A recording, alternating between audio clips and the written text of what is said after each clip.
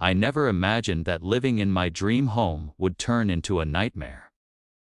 One morning, I woke up to a notice from my HOA demanding I remove a small, perfectly legal structure from my property, or face thousands in fines. But this wasn't just bureaucracy gone rogue. The person behind it was a neighbor, the type who thrives on control and petty power plays. Every attempt I made to reason with her only made things worse, until one day, everything flipped in a way I could never have predicted. How did I go from being bullied in my own yard to owning a part of her life instead? Life in Maplewood Heights had always felt like a quiet dream. Tree-lined streets, neatly trimmed lawns, and neighbors who waved as you passed by. It was the kind of place where kids rode bikes until sunset and weekend barbecues smelled like home. I had spent years working toward this house, a modest two-story with a sunlit backyard perfect for morning coffee and evening sunsets. Every detail, from the small vegetable garden to the picket fence I'd built myself, reflected the life I'd imagined. My neighbors were mostly friendly, the occasional nod or chat over the fence forming a comforting rhythm of everyday life. But there was always one exception, Marlene. She moved in a few years ago and quickly earned a reputation for her sharp eyes and stricter than strict adherence to the HOA's endless rulebook. At first, her presence was almost amusing. A neighbor who cataloged every detail of everyone else's yard. I didn't think much of it. Then, subtle things began to change. A gentle note about the garden edging here, a comment about a mailbox there. Nothing alarming on its own. But together they hinted at something more controlling, more invasive. I brushed it off as overzealousness, but a quiet unease began to settle over my weekends, the joy of home ownership shadowed by the feeling that someone was constantly watching, waiting. Little did I know, those small, polite warnings were only the opening act in a battle that would test not just my patience, but my entire sense of ownership. At first, the notes and friendly reminders felt like minor annoyances.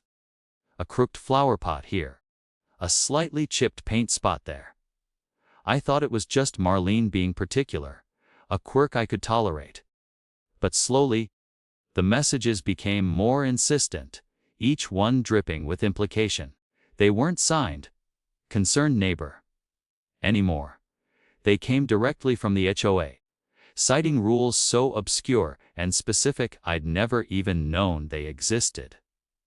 The first formal notice arrived on a bright Tuesday morning, crisp and official looking, demanding that I remove a small shed I had built in my backyard. According to the HOA, it violated architectural cohesion, a phrase I would soon learn could mean anything, depending on who was reading it. My heart sank as I stared at the letter, realizing that my peaceful corner of Maplewood Heights was about to become a battlefield. I tried to reason, sending polite emails explaining that the shed was not only legal but necessary to store gardening tools. No response. Just another letter, this time with a $150 fine.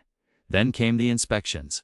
On a Thursday, I spotted a woman with a clipboard pacing across my lawn, meticulously measuring the distance between my mailbox and the street. Every weekend thereafter, someone appeared.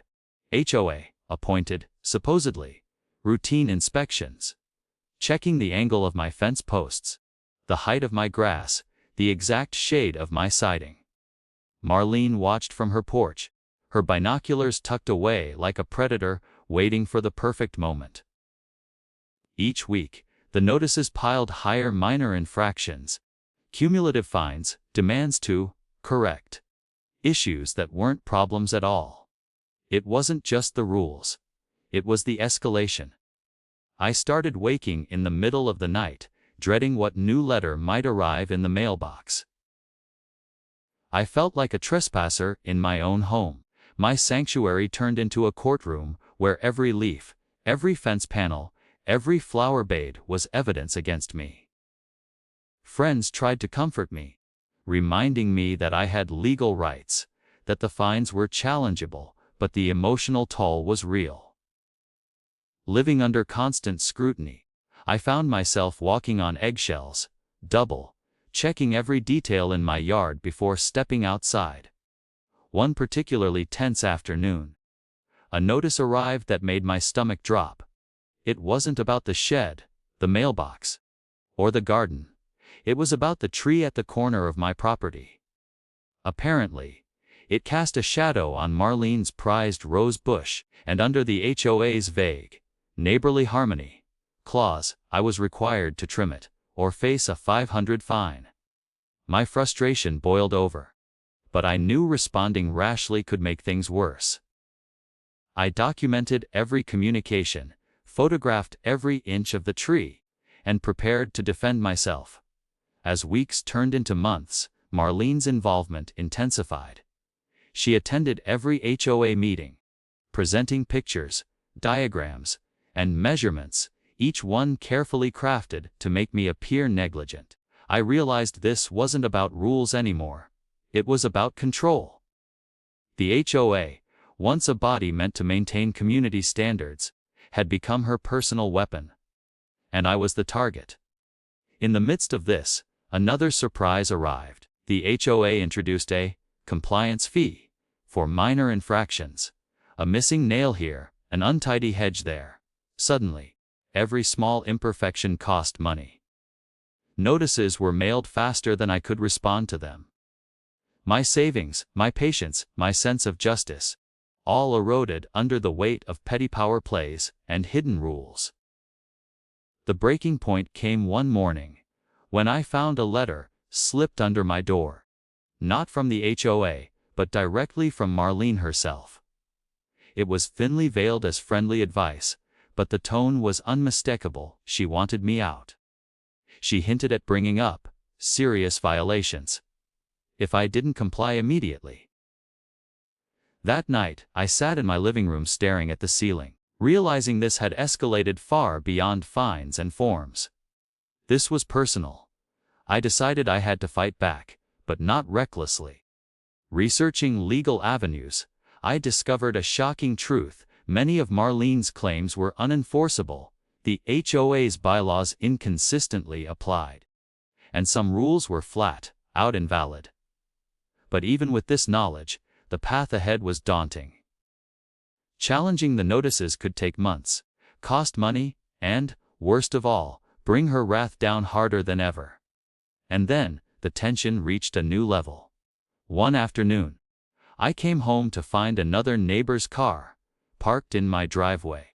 Marlene had somehow convinced them that my property was unsafe, under HOA guidelines, and they were following her lead, taking sides in a conflict that should have been private. I felt trapped, isolated, and cornered in a way I had never imagined. Every glance from the street seemed like an accusation, every friendly smile a potential weapon. It was at that moment I realized something crucial. This wasn't just about property lines or garden fences anymore. It was about reclaiming my autonomy, my right to live in my own home without harassment. The stakes had become incredibly personal. And little did I know, the next twist would change everything. Flipping the power dynamic entirely, in a way that Marlene could never have predicted. By the time the final confrontation arrived, I was exhausted, tense, and more determined than ever. The months of harassment, fines, and petty interference had pushed me to the edge, but I had spent every spare moment preparing. I had copies of every notice, photographs of my property, and a binder documenting every interaction with Marlene and the HOA. What had started as subtle intimidation had escalated into a full-blown siege on my home and my sanity, and I was ready to fight back in a way that would leave no room for manipulation. The HOA board meeting that night was packed. I arrived early, carrying my evidence, a quiet storm of resolve. Marlene was already there, perched at the front like a queen surveying her domain. Her eyes narrowed the moment she saw me. The air was thick with tension, and I could feel the entire room leaning in, sensing that this confrontation would not be ordinary. The meeting began with the usual procedural monotony, but I was focused on one thing: making Marlene's abuse of power undeniable. When my turn to speak came, I stood, trying to steady the mix of adrenaline and lingering fear. I laid out the case with precision. Every fine issued without cause, every invasive inspection, every attempt to manipulate neighbors into reporting me. I showed the board photos, timestamps, emails, and letters. The weight of months of harassment hung in the room, visible in the shocked expressions of those who had been too polite, or too intimidated to notice before. Marlene tried to interrupt, her voice sharp, insisting the rules had been followed. But I had anticipated every objection. Each claim she made, I countered with documentation, HOA bylaws, and legal precedent. The more she flailed, the more her control slipped. There was a collective shift in the room, a sense that her power was unraveling. I could see the board members exchanging glances, doubt creeping in where certainty had once stood. Then came the moment of public humiliation she could never recover from. I had discovered a loophole in the HOA's compliance process, a technicality that made every fine she had pushed through for personal reasons entirely invalid. I explained it carefully, watching as the realization sank in. Marlene's confident posture faltered. Her red-faced attempts to regain authority were drowned out by murmurs of disbelief from the other homeowners. She had weaponized the HOA for personal vendetta, and now it was laid bare for everyone to see. The room held its collective breath as the board deliberated. I remained standing, calm but resolute, aware that this moment could define the next chapter of my life in Maplewood Heights. Marlene's whispers and sideways glares were futile. The truth was now impossible to ignore. The board's decision came down decisively. All fines were rescinded. Inspections that had been personally motivated were nullified, and Marlene's influence over compliance enforcement was immediately curtailed. But the real turning point, the moment that would change the power dynamics forever, came after the meeting. Through a series of strategic negotiations and careful documentation, I leveraged the situation to make a bold move. I negotiated ownership of a small portion of Marlene's property that had been used in her surveillance of my home. In an ironic twist, the woman who had tried to dominate my life suddenly found herself facing the reality of being my tenant. The tables had turned entirely. Walking past her, seeing the shock and disbelief etched across her face, I felt an unfamiliar but satisfying surge of empowerment. Every sleepless night, every anxious weekend, every mounting fine had culminated in this, a complete reversal of fortune. Marlene, once the unchallenged ruler of petty rules, was now accountable, operating under the very system she had weaponized. It was a rare and complete form of vindication, one that sent a clear message not just to her, but to anyone who thought they could abuse authority unchecked. Even so, the moment was tempered with a sober understanding of the cost. The months of stress, tension, and fear had left their mark. Friends noticed the wariness in my eyes, neighbors whispered about the showdown, and I understood that life in a tight-knit community would never be entirely the same. Yet, despite the toll, the clarity of justice achieved was undeniable. The balance of power had shifted, not through brute force or anger, but through patience, strategy, and unwavering commitment to truth. As I closed the binder of evidence, feeling a mixture of relief and lingering adrenaline, I realized the broader lesson: authority is only as powerful as accountability allows it to be. And when someone tries to bend rules for personal gain, it's not just a legal matter. It's a moral test of the community itself. I had passed mine, and Marlene had failed hers spectacularly. Walking back through my yard that evening, I couldn't help but smile at the irony. The very property she had tried to control, the land she had weaponized as a means of harassment, was now a tangible reminder of how quickly fortunes can reverse. And as the sun set over Maplewood Heights, casting golden light across my reclaimed sanctuary, I knew one thing with absolute certainty: no one, no matter how petty or powerful, could ever make me feel powerless in my own home again. But even as I savored the victory, a quiet thought lingered. In a neighborhood where rules can be twisted and personalities run high, how long before another Marlene appears? And am I truly ready for the next challenge? The days following the confrontation felt almost surreal. The weight that had pressed down on me for months, the constant anxiety, the sleepless nights, the gnawing uncertainty about my own home, began to lift slowly, like the first rays of sunlight piercing through a fog. The HOA fines were officially nullified, and my legal team confirmed that every claim Marlene had made against me was now formally dismissed. But more than paperwork, more than letters or rulings, what mattered most was the shift in the energy around my home. My backyard, once a battleground, felt like it was finally mine again. Neighbors, who had quietly watched from a distance, began approaching, offering congratulations, sharing stories of their own frustrations with Marlene's influence. Some had been too intimidated to speak up before, afraid of retaliation. Now, emboldened by what had happened, they felt a sense of relief and even cautious hope that fairness could exist in a community like ours. It was a small but meaningful victory, not just for me, but for the neighborhood itself. The power dynamics had changed, and that shift rippled quietly but unmistakably through Maplewood Heights.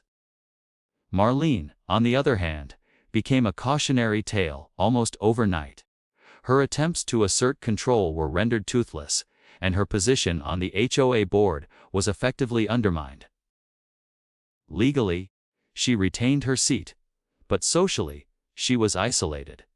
Friends who had once nodded along with her petty obsessions now avoided engagement, leaving her frustrated and increasingly irrelevant. The irony was sharp. The woman who had sought to dominate everyone around her now found herself constrained by the very community she had tried to manipulate. She was no longer a figure of power. She was a symbol of what happens when personal vendettas collide with transparency and accountability. I also realized that my own role had evolved. What had begun as defending a simple backyard shed had transformed into a deeper understanding of property rights, civic responsibility, and the often blurred line between community oversight and individual harassment. I had learned to navigate HOA bylaws, document interactions meticulously, and communicate assertively without aggression. Those skills weren't just useful. They were empowering. I now knew that reclaiming authority in my own home required a combination of patience, strategy, and resilience. In the weeks that followed, I took additional steps to ensure my property and autonomy would remain secure. I installed clearer boundary markers, updated insurance and legal documentation, and even hosted informal neighborhood gatherings to foster a culture of transparency and respect. It wasn't about revenge or dominance. It was about reclaiming a sense of community on my terms. Slowly, the fear that had once shadowed every glance from the street began to fade, replaced with cautious optimism and a renewed sense of belonging. Owning part of Marlene's property, an ironic twist that no one could have anticipated, brought a strange satisfaction. Not as an act of malice, but as a tangible reminder of the balance of power and the consequences of attempting to control others unjustly. Every time I walked past that section of land, it symbolized something larger than our feud. The principle that authority, when wielded selfishly, will eventually face accountability. It wasn't just about a single dispute. It was about understanding that fairness is enforced not only through rules but through persistence, evidence, and courage. The experience also left an indelible mark on my emotional life. I realized that fear, even when justified, can be managed and transformed into action. The anxiety that had consumed me months earlier became a catalyst for clarity. I learned to trust my instincts, advocate for my rights, and set boundaries firmly without guilt. The transformation wasn't instantaneous, but it was profound. I could now walk through my yard, greet neighbors, and tend to my garden without the constant, nagging dread of someone watching my every move. My home had become a sanctuary once more, not merely a physical space, but a symbol of regained control and dignity. Beyond the immediate neighborhood, the story also resonated with friends, family, and even online communities. Sharing the experience with others revealed how common such disputes could be, and how easily HOA rules, or the whims of a single controlling individual, could disrupt daily life. People were drawn not only to the drama, but to the strategies and mindset required to navigate such conflicts. The narrative became a broader lesson in advocacy, careful documentation, and the importance of standing up against abuse of authority, even when it seems minor at first. Reflecting on Marlene's downfall, I understood that accountability in community living isn't just about legal systems. It's about social dynamics, consistency, and vigilance. Had I ignored the early warning signs, allowed the fines to accumulate without challenge, or dismissed the subtle manipulations as trivial, the outcome could have been very different. The story was a reminder that standing up early, documenting thoroughly, and engaging with others in the community can prevent escalation and protect both personal rights and neighborhood harmony. The HOA itself underwent a subtle transformation as well. Board members, now acutely aware of the potential for misuse of authority, reviewed processes, clarified enforcement guidelines, and introduced more transparent communication practices. While bureaucracy still existed, the culture shifted slightly, favoring fairness over favoritism, and reducing the power any single individual could wield unchecked. The lessons learned from our dispute quietly strengthened the community's infrastructure, ensuring that future residents might face fewer arbitrary threats to their peace of mind. Emotionally, I also discovered a new sense of perspective.